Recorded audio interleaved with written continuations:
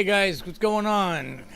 Good evening, good evening. Hopefully we got sound and all that happy stuff. Get some of this stuff taken care of. Okay. I see John and Ryan are in tonight. How you guys doing? So we were gonna have a part 2, I guess, of the or part 3 of the engine assembly video, but I didn't quite get that far with the 8.1 truck engine. We had some bearing issues. I had to get bearings, so it kind of held us up. And we'll bring that up for next week. But we did go, myself, Chris, who's normally on the chat, and Dave with the Blue Chevelle. We all went up to Sebring last Saturday, to watch my buddy Pat Utt, who used to be the owner of RaceQuip before sold it to Holly, and longtime friend of mine, been friends almost 40 years. So he has a TA2 car for IMSA, but he was running in the SVRA group this weekend. Hey Rick, how you doing? So I wanted to go up there.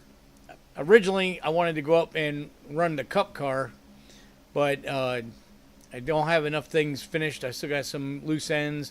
And then when I was talking to the race director, he was telling me that they need a good window net, which mine's the original, and they need an up-to-date fire system, which mine is pressurized and shows good on the gauge, but it is an expired fire system. So with those things, plus I didn't have a license, that was a good reason not to take the car up there. And they ended up having a pretty good field of cars up there.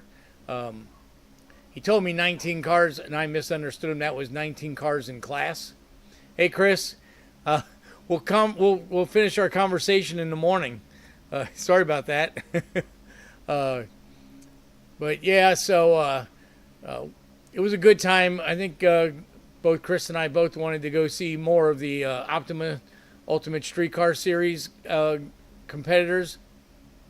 I didn't have a schedule for them, so I wasn't sure what they were doing. And by the time we got, there was a lot of things going on in the course of a day to see. But we did watch the TA2 race. It was full of cautions, but it was still some pretty good racing. And saw a bunch of different classes in practice. And before Chris got there, Dave and I walked through the pits and got some pictures of some of the vintage Trans Am cars from the 70s and early 80s. That was really cool. Those cars were very stockish back in those days. They weren't tube chassis and all the things that they are nowadays. So it was pretty cool seeing these Corvettes, Camaros, Mustangs. I think there was even a GTO in there. Oh, an AMC. I guess they were Javelins. They weren't AMXs. But yeah, it was really fun to see those cars up close. A lot of them have a lot of history. So, I don't know if you guys all know, but SVRA is the Sports Car Vintage Racing Association. It's one of the sanctioning bodies that runs timed out cars that aren't eligible to race in current pro and semi-amateur racing. So most of these cars were pro cars at one time. So it was a lot of good running. Of course, Sebring's a great facility. We hung out with my buddy Pat for a while. We did see him do a practice and a qualifier, and he raced on Sunday. We weren't there on Sunday, and we got to see the last group. I guess it was like the C group in Ultimate Streetcar. They were doing their last round of autocross, and by that time it was getting pretty late in the afternoon, 4:30, 5 o'clock, and we'd been out in the sun all day, so we decided to call it quits.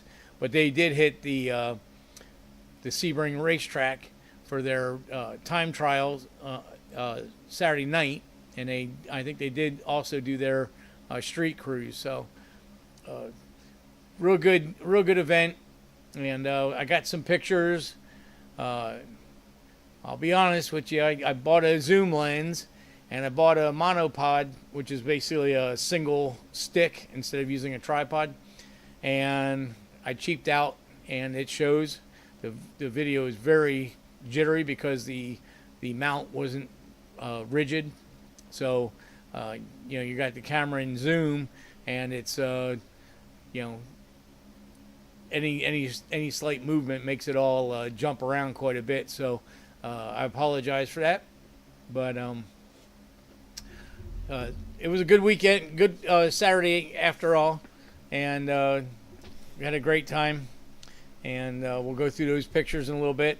I got a text from Joe this morning, and he sent me pictures of the radiator cover that I had built for his Camaro, and he got it hydro dipped, and he sent me pictures of it. Came out really cool, so we'll show you those.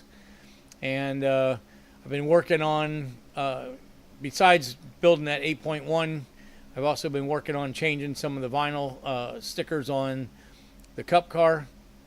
Buddy Scott had some slight issues, so he wasn't able to go this coming Saturday to Muscles on the Beach in Delray.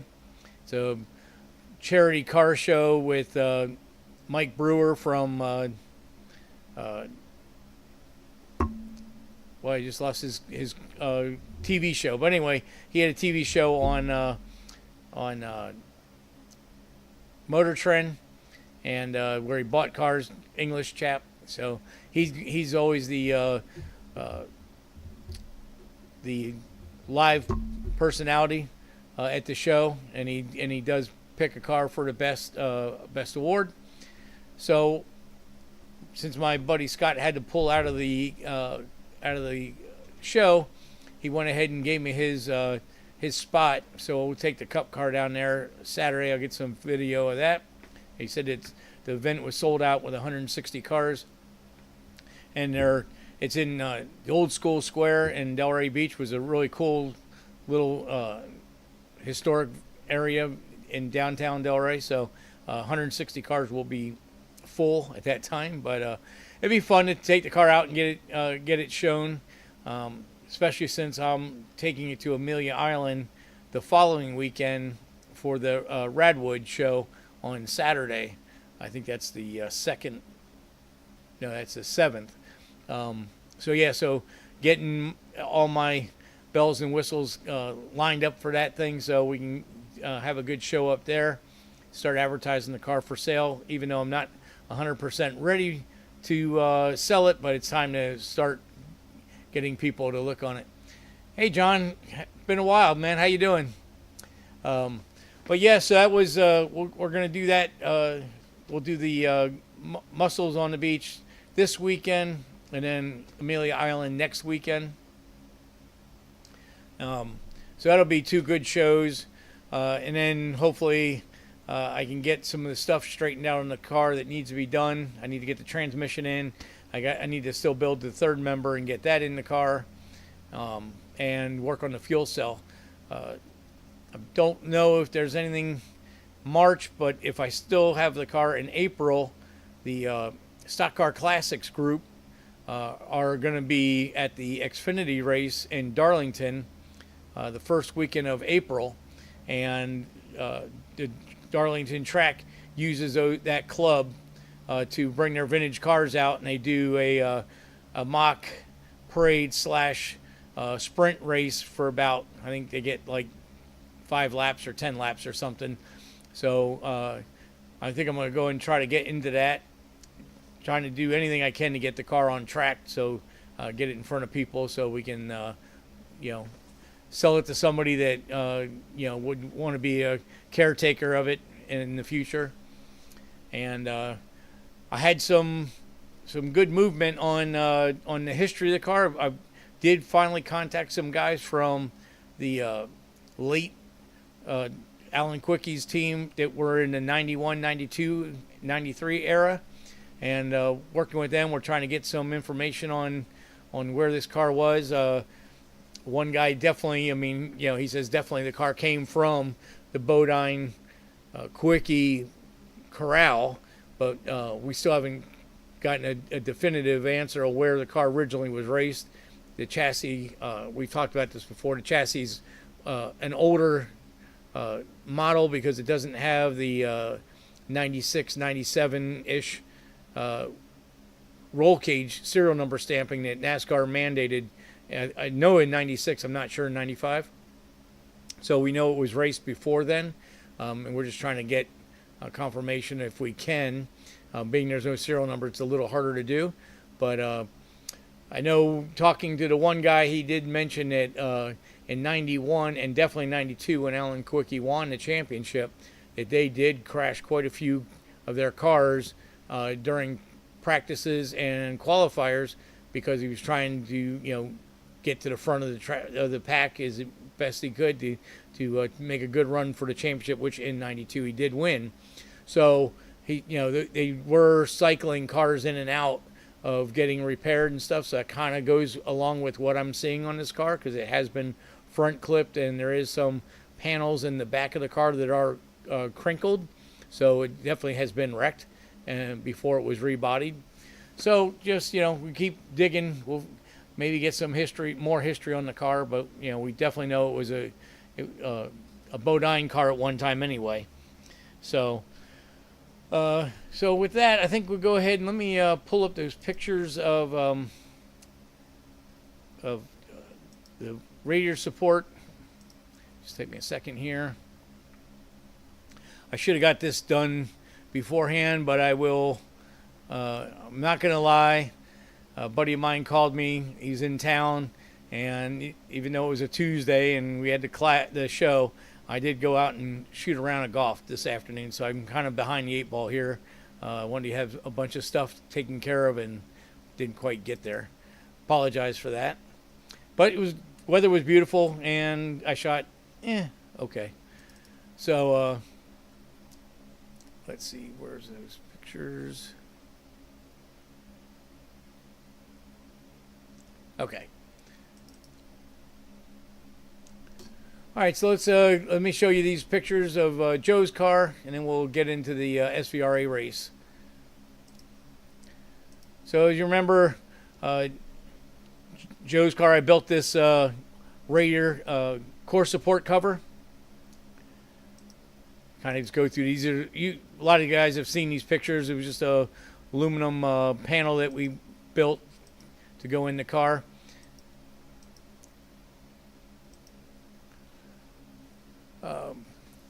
John says, good luck.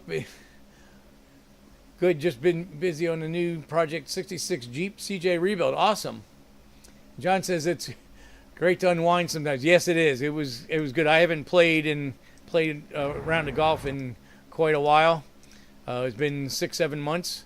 So it felt good to get out there. So here's the core support look without that panel in there, so you can kind of see what's going on there, and it's not a good look compared to the rest of the engine bay. There's just how he's doing the templates. This is stuff we went through before, but these pictures should be coming up here. Yeah, just all the stuff building it. Come on. Should have had these worked out a little better. Panel, it was all finished up when I was ready to give it back to him, and there we go. So here it is with the carbon hydro dip on it. So I think it really came out sweet. Kind of matches the air intake tube that I built. So that's a head-on. And hydro dip always works good. No problem, Mike. Glad you made it in. Hope you got your neighbor's car started.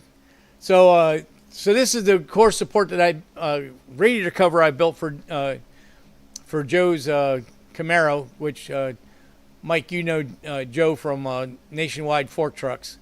So it came out real nice with the hydro dip. I think it worked out real well. Just a couple different angles. He just sent me a bunch of pictures there, but it finishes off the engine bay pretty nicely, I think. Pretty good.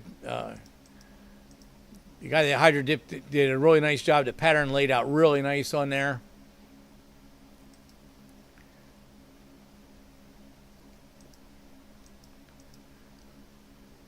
So I think it worked out real well for him.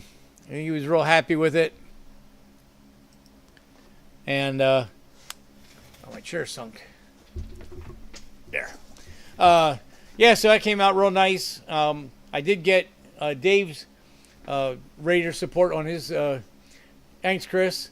I got Dave's cover made for his Chevelle, which we sent out and had polished, and we put it on. But then we sent the car to a upholstery shop, so we'll be getting that back here in the shop. Probably, I would say, in maybe 2 weeks, and then we'll do the final on that car. But it'll have the interior done. The engine bay is pretty much all done. I got a couple little things to do, and yeah, Ryan, I'm really happy. That guy with the hydro dip did a really nice job with the pattern on that. I mean, I'm sure some people will probably think it is carbon fiber, so which is kind of what we were going for.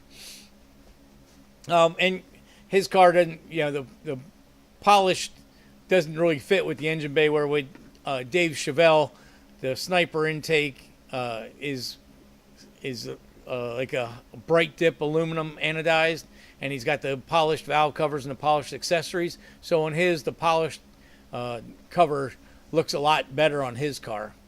So, but this came out real nice. I was real happy, and I'm glad Joe was able to put it in himself. I was hoping I didn't make it too hard to get it in there.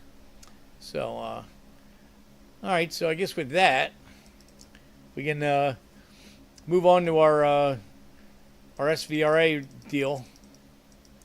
Hey, Mike, Bill. Wow. Hey, Bill, how you doing? So, yeah. So we went to Bowling Green. My God, I was out in the sun too much today. So we went to Sebring with Chris and my buddy Dave, and we went and caught up with my buddy Pat. And here's Pat's car. This is not a picture that I took, but this is his TA2 Camaro, which is like a Howell chassis Trans Am car. It's got a 6.2 LS. Funny because it's even got the truck Trailblazer SS intake manifold on it. Basically a spec engine, spec gearbox, quick change diff in the rear. Kind of basically kind of like a late model, but it's a square chassis car because it's a road race car. So we went up to go watch him race. So before the racing started, Dave and I walked around in the pits, and we got pictures of these. These are like old school Trans Am cars. A lot of these cars are the real McCoy. These cars were really raced back in the 60s and 70s. In fact, this Mustang had the Holman Moody race team tag under the hood of it. So that was pretty cool. That's a real Holman and Moody GT350 Trans Am car from the late 60s. Yeah, yeah, Chris, you're right. Pat's car is very fast. So was pretty cool. I didn't realize that they were going to it was the SVRA race, so I knew there was going to be vintage cars there. I just didn't think about old school vintage Trans Am cars, but some really nice pieces there. Nice Cougar here. A lot of them didn't have the hoods open, so we didn't get pictures of the engines, but really cool stuff though. These cars, when you look at them, you're going to relate to them. These were real street cars with bolt-on or modified stock OE suspension, or upgraded but still in the stock locations and stuff, with a built engine, and they road raced them. Not like the road racing of nowadays with all the tube chassis and high-end shocks and big slicks and all that stuff. It was a really nice Camaro. A lot of these cars had cowl adapted hoods and stuff, but really nice. Got the fender flares so you could get the big tires in there, because they weren't I don't believe that they were allowed to mini tub these cars or anything like that. It pretty much had to be a stock production car, but they did allow wheel flares to cover the tires. But really cool stuff. You can see like this one has like a cowl. They got this opening here behind the grill in front of the radiator, and they got this cowl piece on under the hood, so it's drawing air from the front grill going through the air tunnel to the air filter. So pretty cool, the engineering that they did back in the day to make this stuff work, you know. There's a close-up of the opening and small blocks. I think they were all, you know, 350 engines or whatever. I think they may have had a weight to cubic inch rule or something. Never really looked up the rules for the old cars. I just really thought they were really cool. Really cool to see. There was 2 of these Javelins there, which, I mean, I don't think I've ever seen a Javelin Trans Am car in my life. So it was really cool to see these cars up close. Really nice rides. And, you know, because they were factory production race cars, they had an AMC engine in it, which I was shocked. But I mean, you see like this one had dry sump oiling in it and stuff. I mean, a lot of very cool technology for the day. I mean, figure this car was probably a 72. So this was the state-of-the-art road race car in 1972. So really cool. Another Boss Mustang. That one had 2 4s on it with this really cool air box on it. I don't know if I got a picture up close. Yeah, there, a little bit closer. But yeah, you can see they used a lot like the stock car breather system on it. So, you know, try to keep oil from coming out of the motor. Really cool stuff, though. Unfortunately, we didn't get to watch these guys on track. This was a Camaro. This one had the cool cowl piece going from the air filter going back into the to the windshield cowl area to get air out of the low pressure area. Thought that was pretty cool. And the old double hump small block Chevy heads. Yeah, Rick, Mike Donahue and Penske. Yep. Here's a Bud Moore Boss Mustang, real car from the day. And they had there was a lot of this stuff where they had the pictures and stuff. But John says, I think they were 305 limit. That's where the DZ 302 came from. That would make sense. Yeah, you're correct, because the Mustangs would be 302s and stuff. So, yeah. But yeah, it was really cool to see these cars up close. It was cool because I really didn't think about them being there. There's another picture of that Camaro.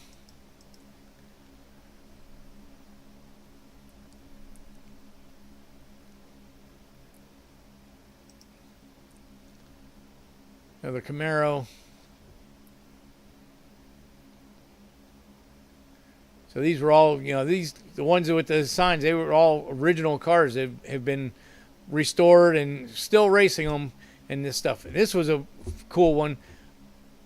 A Tempest or GTO. I didn't even know that they raced those in Trans Am series. But they did, because here it is. Pretty cool car. Looks really good with the flares, actually. I thought it was a really, really attractive looking car with the stance and everything. Narrowed bumpers, little chin spoilers and stuff. I mean, they did a lot of cool things. Here's another one with the windshield cowl connected to this air tube that went, air tray that went to the air cleaner, so get cold air into the engine. So it's pretty cool. Those guys were thinking about that stuff way back in the day. Here's a Penske Camaro. And unfortunately, they didn't have the hood open on this one.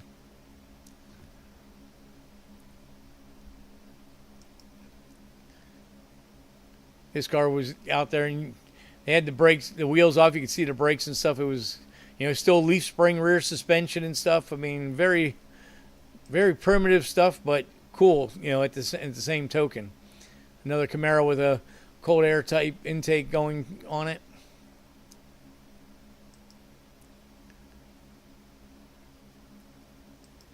It was a pretty nice Corvette, so that was pretty cool. Fortunately, like I said, we missed them on track.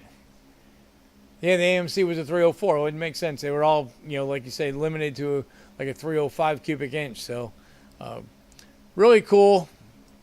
We had a great time looking those cars over and stuff. Had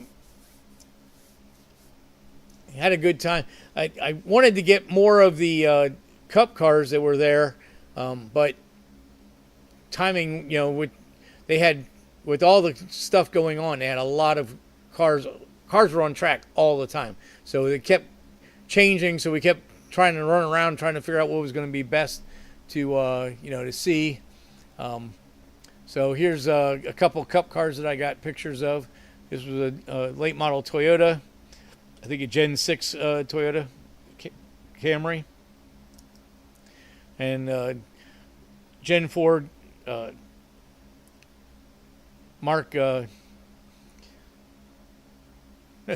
Man, I'm going brain dead. Mark Martin, excuse me. Valvoline Ford. This would have been the same era that my car was from. All right, that goes into the Cup stuff. So let me, I didn't want to get into those yet. So let me breeze through here.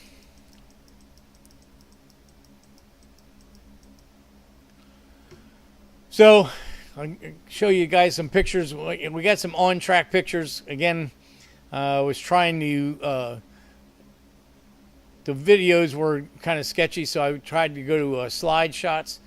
So here's some of the Cup cars I wasn't able to get in the pits, but I got them on track.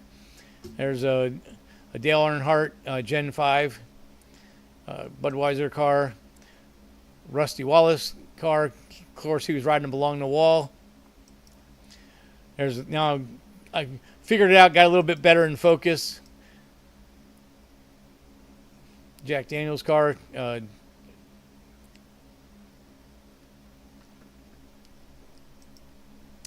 There's so this truck is one of the Nemecheks driving.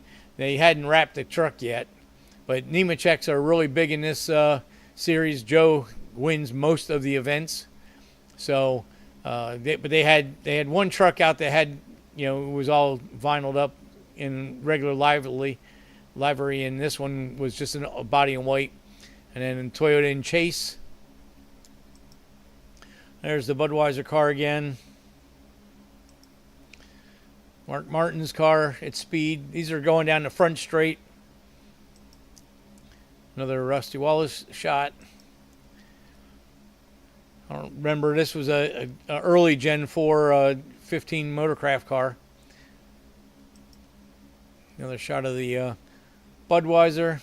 Oh, that was actually, I'm sorry, that's a Budweiser Dodge number 9.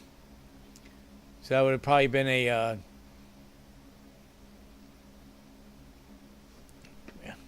going brain dead. Another shot of the 07. There's another shot of the Nemechek and the other car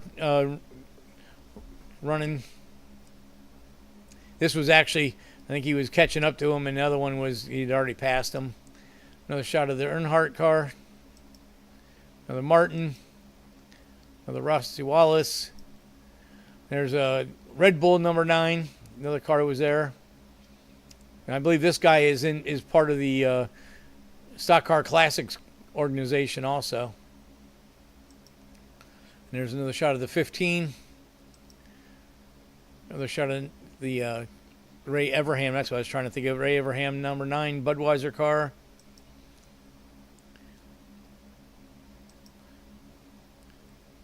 I don't remember what the car number was on that one.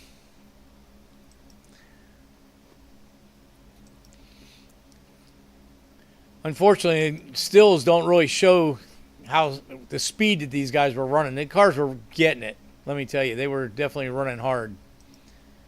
There's another car. He didn't make that many laps. This was a qualifier race, so they didn't have to.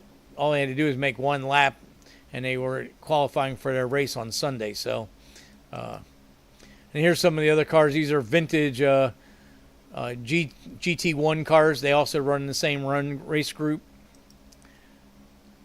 So, I mean, I guess those cars are 4 or 5 years old, so they are vintage as far as the rules go.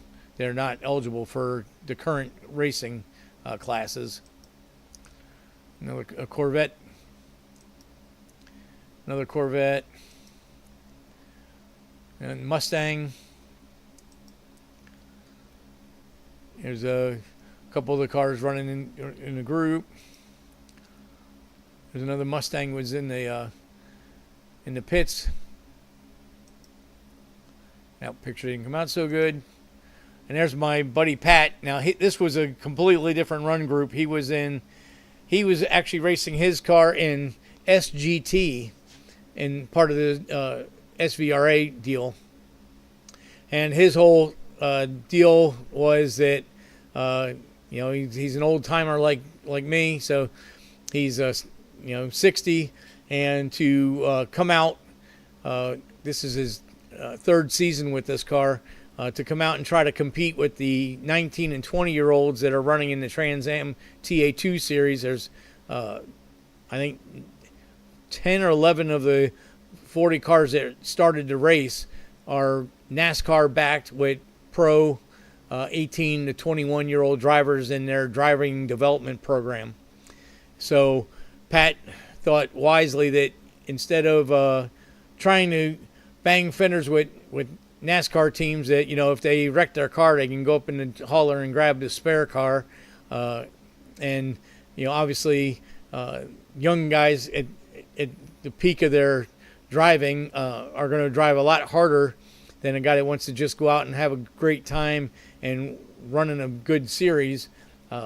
So Pat decided, I'll go to I'll run in GT2 and SCCA, and in SGT and SVRA, and the car is eligible, and he can be a front runner over there. And of course that's a lot more gentleman racing.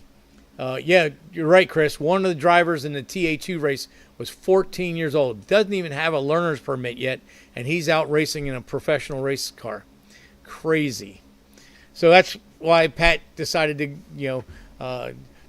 to go into a more of a sportsman category where he can have fun and not have to worry about being run over and stuff like that. Not that he's not up to speed. He's fast. He's just to start a race in a 40-lap race, which I got a little bit of video. We'll show that in a little bit. You'll see what I'm talking about. There's another Mustang in Pat's run group. And that picture wasn't that good. There's Pat again. I think he got about 3 or 4 laps, and we were able to get some pictures. At this point, I realized that the video filming wasn't going to be that good. That's why I went to slides. I believe that was a Aston Martin. I believe that is Mustang. There's another shot at Pat. And I believe this weekend I don't know how he did Sunday, but I know on Saturday he made 3 or 4 personal best laps in the qualifying. So he was doing really well.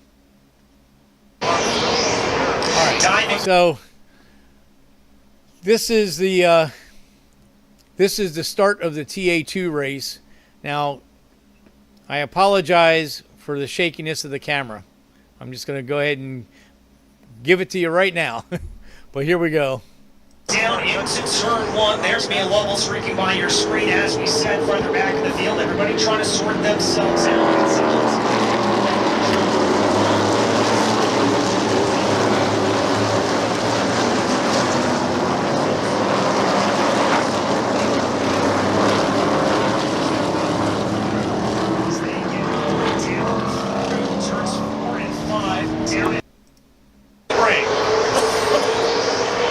Some of these I kind of crop the camera a little better to help, so I can hear them coming down the front straight. Diving down into turn 1. There's me and Lovell streaking by your screen. As we said, further back in the field, everybody trying to sort themselves out.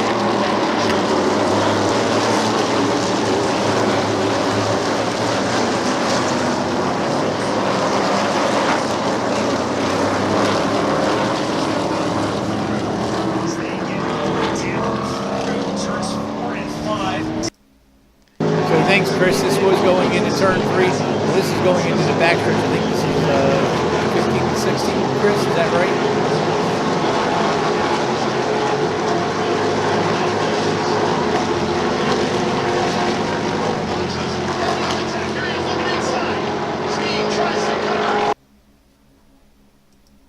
Gonzalez right now. And I look didn't get a at chance to Lazos edit here, these like I very much wanted on to. the attack on the back there of the place.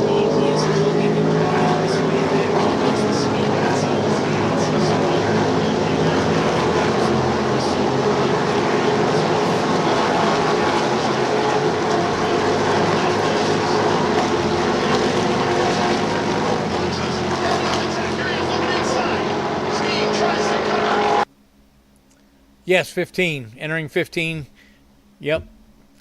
So the grandstands in turn 3 is pretty good because you see this, and then you can also see. Oh, that was no good. Was able to get the car rolling see again, the so he may coming be into back 3 and into then the fight here, but leaving. probably some body work damage can slow him down a little bit aerodynamically. Well, if he did get going again, no matter how far off he gets, he's Like that. There's a car going backwards. Here's a car with the wing busted off of it. You're driving pretty rough out there.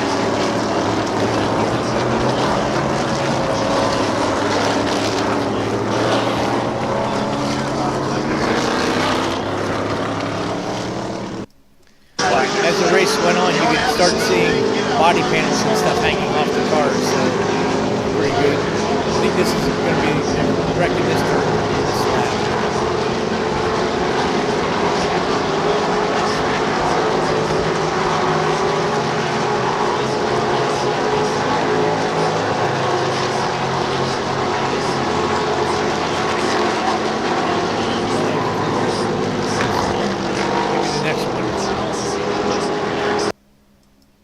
over skiing as they go down into turn number 1. It's a shame that guy was leading by so much in the last lap of his car broke.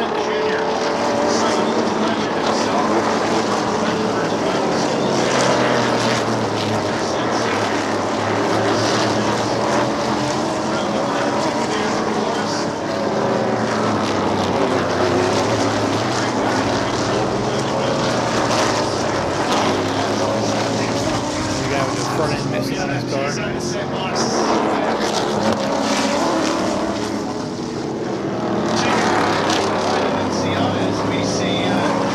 Chris's co-teammates, the BK car. He's actually a Miami Dolphins defensive tackle. Coming down into turn 7. Big problems here for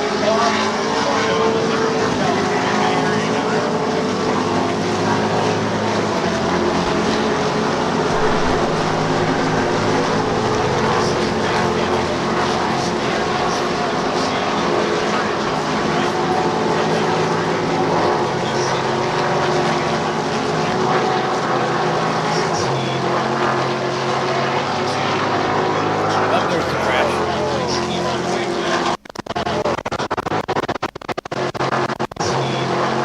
You see, the purple car went on the inside, on the outside, and there wasn't enough room, and boom, the tire wall.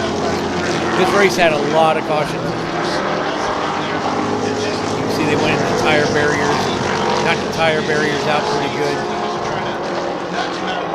I think they had 9 cars get knocked out of competition, and sets you off there was into probably the 4 or back 5 racing with half the body. As we just saw drive.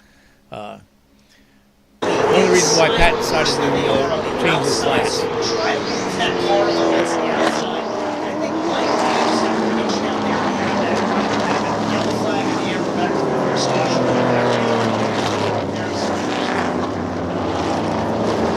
This may have been a caution in that middle. Racing super hard in the corner.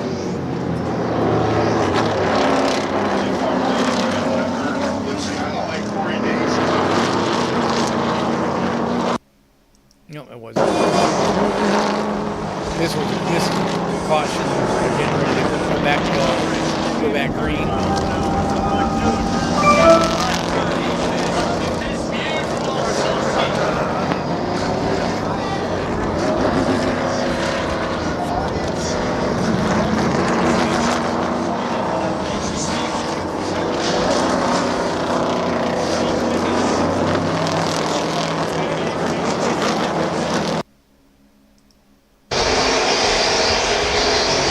Gonzalez trying to work his way through the gearbox quickly to pull I away think from this the one, pack. there's cars Skeen spinning trying to out hang in tight. in turn one there. And Annunziata right Towards the there end of with the back, him. they get bumped And that Austin way. Green definitely Cars trying to going set a move backwards. on Tristan McKee as well. 2x2 farther back in the field as they try to get themselves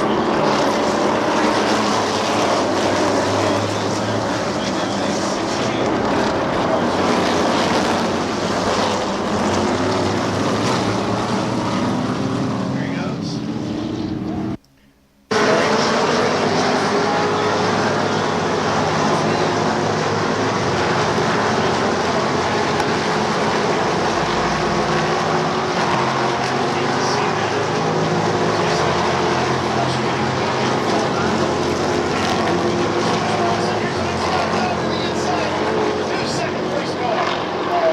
Yeah, you're right, Chris. Hitting the wall at 125 can't feel good. You're right about that. I don't care how many tires they put in the middle to catch you.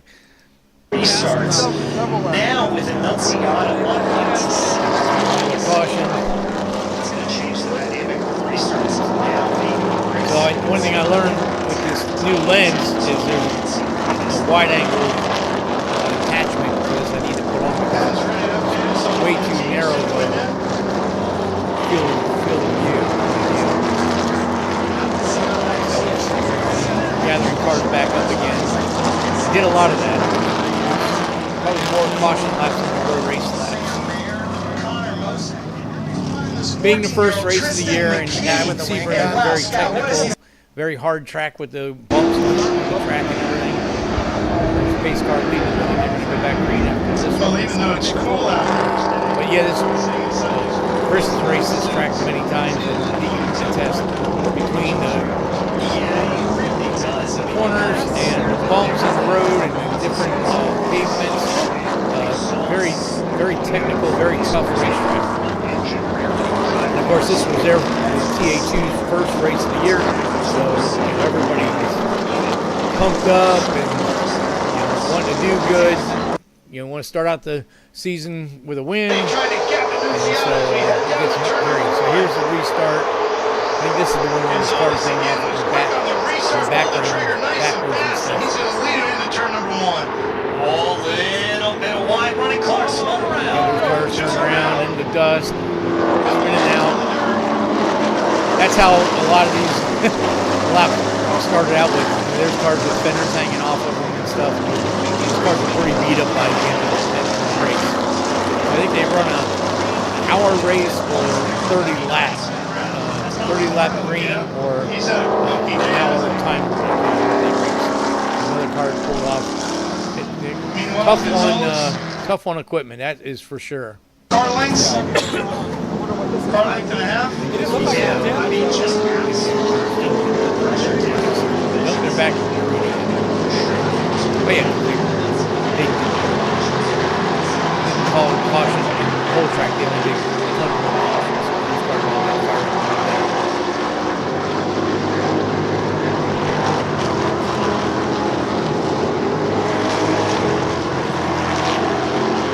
That back corner is where they enter the long straightaway in the back of behind the pits. That's the fastest portion of the track there. He's going by the gears again.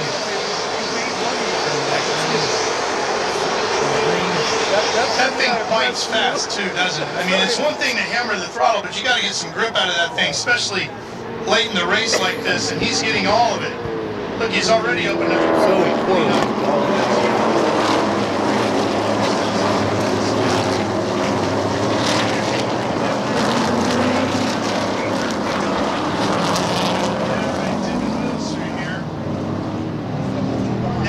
More dirt coming under the Mission Bridge, and we head to Mission turn number 7.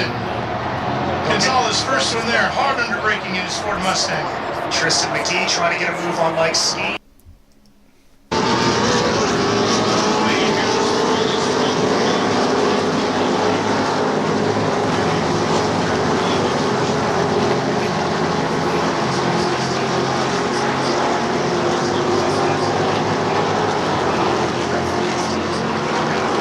Definitely a better place to film. Next time I go to Sebring, I'll try to get over there earlier so we could have gotten to the top of the grandstands, and I could have gotten a lot more of probably down to about 7 now. around all the track. No need to save Coming anything. behind us You got also, what you but got, go get what you when you were can. sitting down, you really couldn't see anything because Straight away, you can see it lifting a little bit here and there, but boy, you winding can down. see I when think it this is like settles. 2 laps to They go. got it down. They're getting all the airflow underneath that car working the way they want it. Orange car is still running at this point.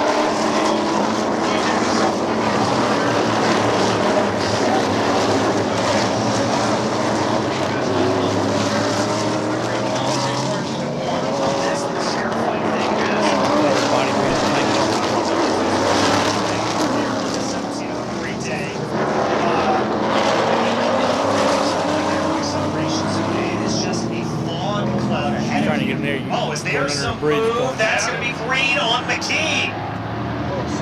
Pulls it up, hairpin. cut out in front of him again, get some of those spots back. But considering how he stayed in the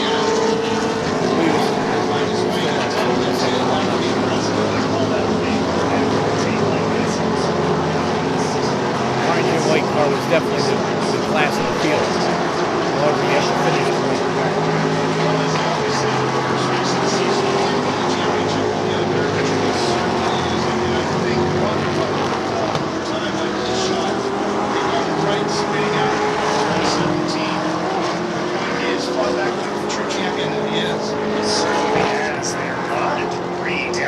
Straight there, but relatively equidistant on our top 3 here.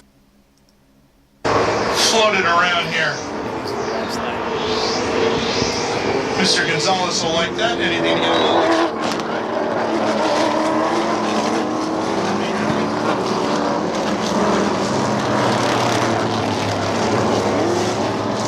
This has been a bitter end.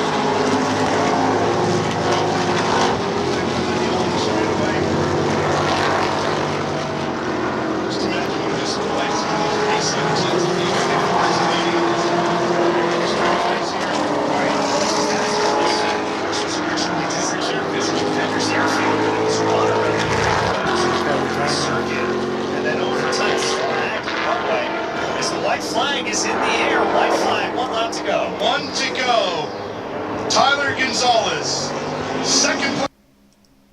Sebring, and he's looking for all the glory here this afternoon. Tighten up.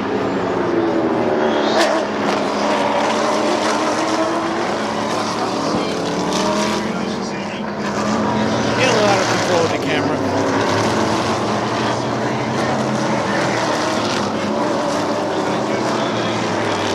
Sorry, you get a chance to edit all this stuff out. Great run, yeah, he'll be happy with that as a start. Oh, something happened to Gonzalez. He sure did. There he is. Chris was saying, Enunciado. Chris said, 15 feet ago, there's 6 inches at a time. Now you can see this is the last lap. The orange car's missing. He broke, leaving turn 3 somewhere in the back stretch there, between 3 and 15. Down to the checkpoint.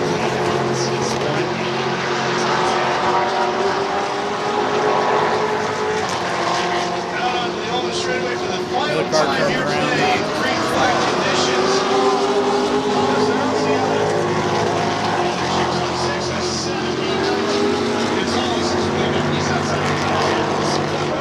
For sure.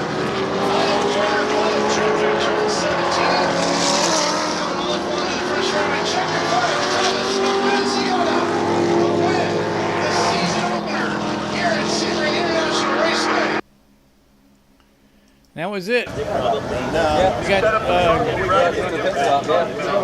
some victories. Circle for Q3 Lane Architecture stuff. TA2 We'll series. do this real quick. I'm gonna put this into the video. And then we went to Optima Street Series. This is the last group in the autocross.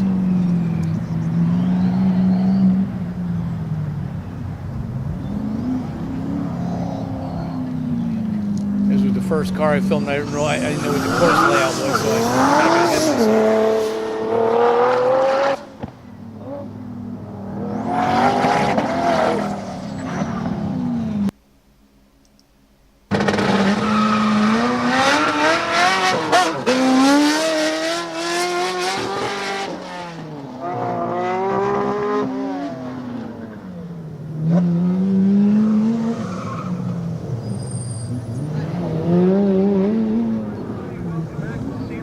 One day, this is where the Vet Hawk will be racing.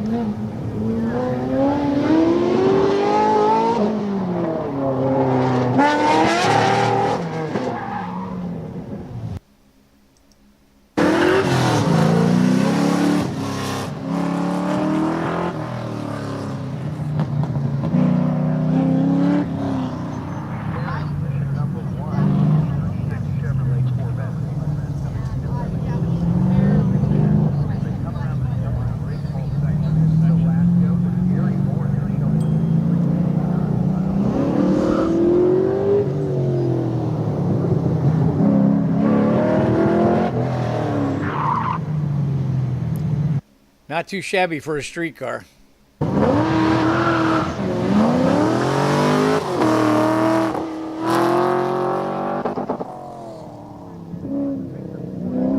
Yep, clip the cone.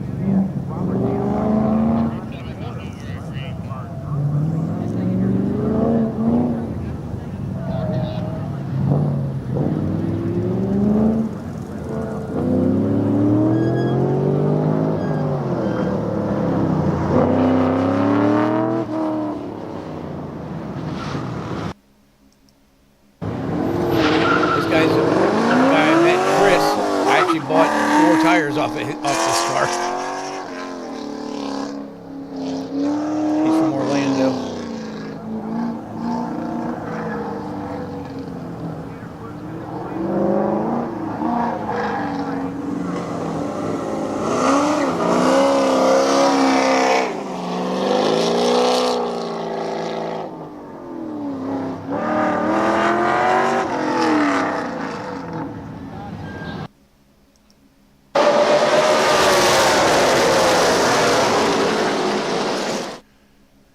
That was failed attempts at trying to do video of the the stock cars on the track. That didn't work out so good. Well, I got a little bit there. Let me back up.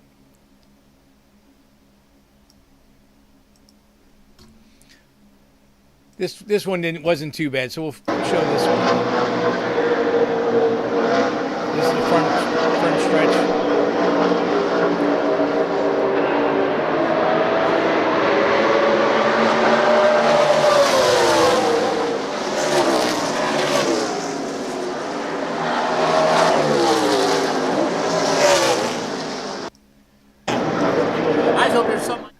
So yes, that's not a lot of good action there.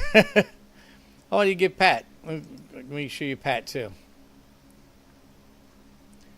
So I did get one shot of Pat going down to his practice.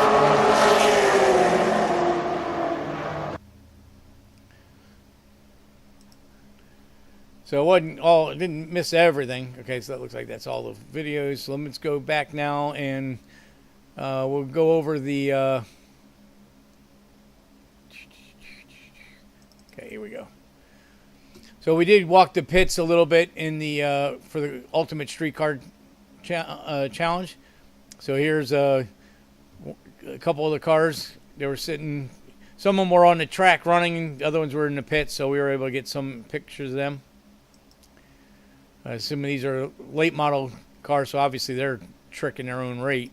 But like this is a Chris Smith's car. This guy is a heavy hitter in the Ultimate Streetcar Racing.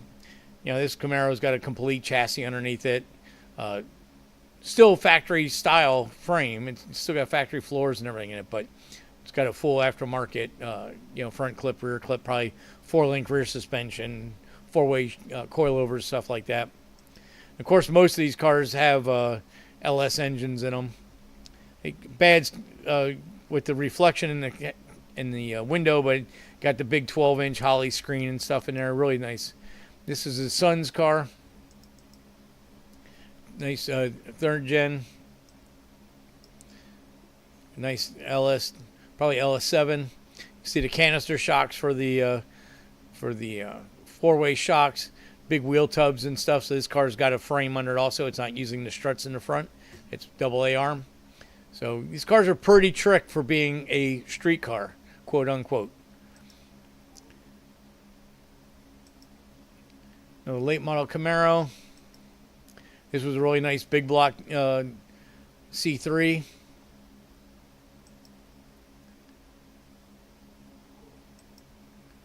Another C3 with nice fender flares and stuff. And these probably have either Roadster Shop or Speed Tech or one of those type manufactured chassis underneath it.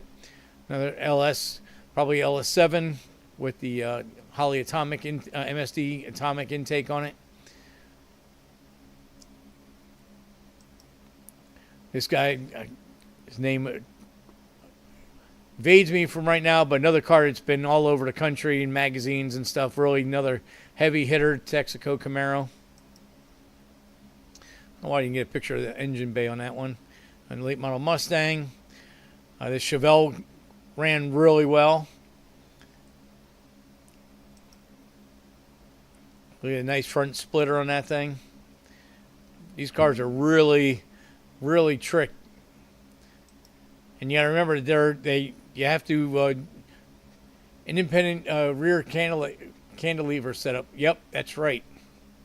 But these cars have to do, so there's 5 segments that they do. They do a autocross, they do a power stop, they do design and engineering, which is a judged competition where the judges go. You got 3 minutes to tell the judges about the car, and they judge your build and all the tricks and stuff that you've done to the car.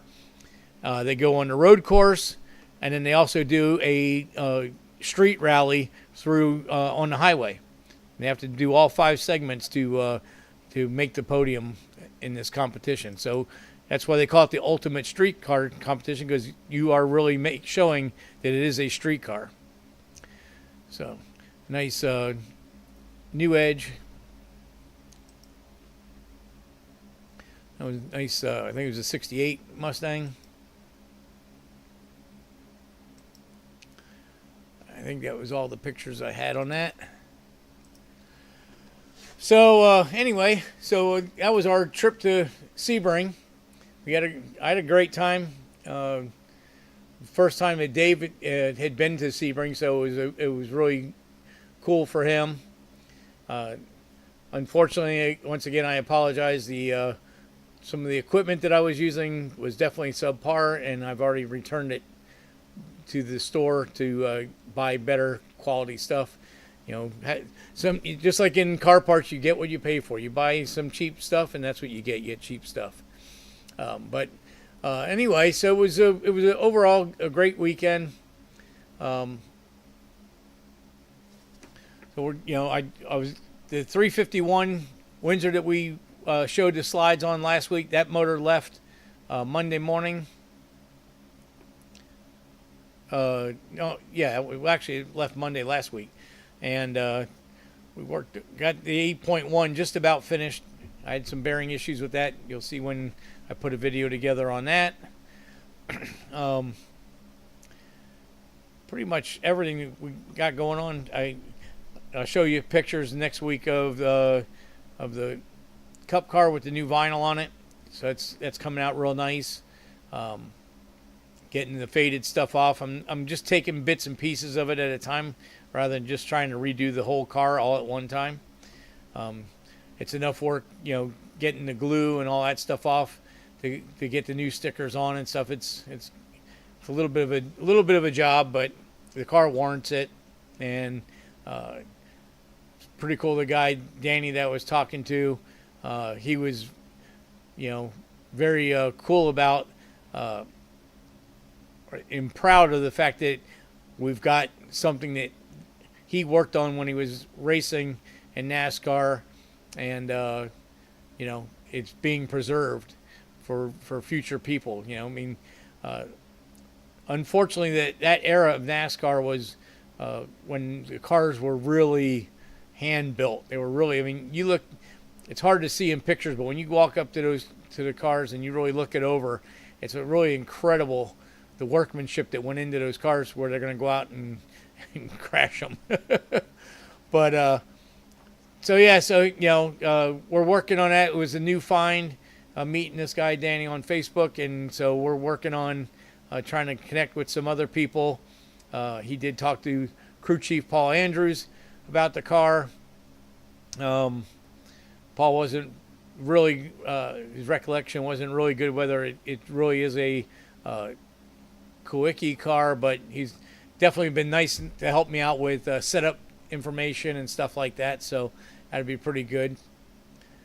Nothing happened with Chuck's truck because Chris was asking about Chuck's truck, being we weren't here over the weekend, so that's kind of a weekend project, but he's almost got the chassis painted to where we can start getting suspension parts back on it.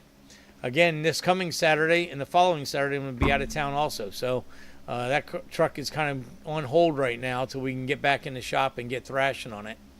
But got to go out and do some of this fun stuff also. So as soon as we get he gets the chassis painted, and we got to do a little under hood paint work. I haven't broke that to my buddy Doug, but I was hoping maybe Doug might better come over one weekend and spray the firewall and the inner fenders and stuff. Then I can start putting the motor and tranny back in it and start getting some larger progress done on that. And update on the 4200, I'm going over this coming Sunday, to fix the valve spring issue on that car. And, go ahead and I'll get some video on that. And hopefully we'll be able to clearance that one valve spring that's hanging up so that it doesn't hang the valve open anymore.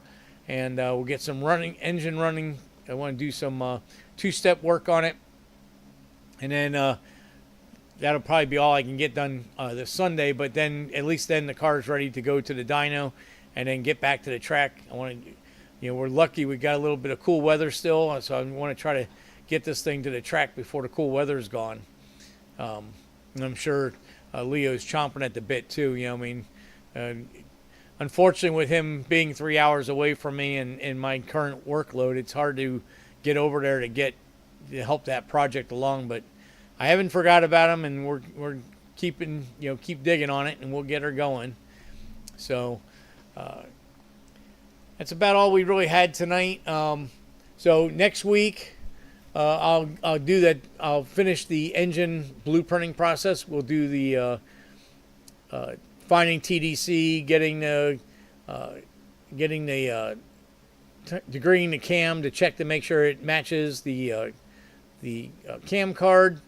And then getting the cylinder heads on and doing the valve train and getting all that stuff all set up. And so get that motor farther along. And once that's done, we can get back on the T-Type and Joe's Corvette. John says, I'd be happy to give you some cold weather. We would love to have some nice turbo weather down here. I shouldn't complain. It's March, or it's almost March, and we're still mid-70s in the day. And right now we're like mid-high 60s in night. And I think next week it's supposed to be in the mid to low 60s. So that's, for us, that's really nice weather. Usually we go straight from cold weather straight to summer. So we're getting a little bit of spring this year, so that's great. Hopefully, I think the weather next Saturday at the Muscle on the Beach car show in Delray, I think it's supposed to be in the a high of like 72 or something. So that should be a great day, great show. That shows from 10 o'clock till 3 o'clock, I think, or or 9:30 to 4, something like that. But that'll be a good show. 160 cars. It's a benefit for a marine biology center. So it's all the money's donated to that. And like I said, Mike Brewer will be there as a guest judge. This is the 3rd year for the show, and he's been there all 3 years. So it'll be pretty cool. Wheeler Dealer, that's the show. Thank you. Just came off the tip of my tongue. So yeah, so he's from Wheeler Dealer. So that'll be interesting. Have him at the show, and see what he picks for best of show. And being 160 cars, we should better get around and get some video of that. My buddy Rob with the 67 Camaro is going to park with me and a couple of other of our buddies. So that should all work out great. So like I said, we'll do the car show on Saturday. We'll do the 4200 on Sunday. Monday I'll be back in the shop. And probably by then we should be back on the Buick T-Type. And I can start showing some stuff on that. And then in my spare time, we'll get these 2 diffs done. I got building a Dana 44 heavy-duty case diff for the Vet Hawk project, and a 370 9-inch gear set for the Cup car. And then, of course, the following Saturday we'll be in Amelia Island for the Concours d'Elegance, although we're not going to be in the actual concourse show. We're on the show the day before. But still be pretty cool. You get a lot of people up there. Who knows, maybe some rich guy will be a Ford Taurus NASCAR fan, or maybe even a Jeff Bodine fan. And maybe he won't be able to leave without it. So we'll see what happens. In the meantime, we'll just keep picking away at it till we can get it on track and get that next adventure taken care of. So I guess that's really all we got for tonight. I think we're caught up on everything. Like I said, Dave's car's at Upholstery. He's already making DJ's already making big headway on that, so I think we're going to be getting that car back probably sometime late next week, and then we can wrap that one up, get our 100-mile road test on it, and get some video on the car walk-arounds and some of that fine-tuning stuff, and we'll keep plucking away. I really appreciate everybody coming out tonight. Remember to hit give the video a thumbs up, the show a thumbs up if you enjoyed it. Subscribe if you're not subscribed. I see on the algorithm and on the stuff that we're about 50-50 with subscribed viewers and non-subscribed viewers. So if you're non-subscribed and you're listening to me, subscribe. It's free. They're not going to, YouTube won't send you junk mail or anything like that. It's just helps all content people out. Hey, honey. Hi, honey. Wife stopped in, so it must be dinner time. So I'll see everybody next week. Thanks for coming and watching. I appreciate you guys all being here all the time, and we'll go from there.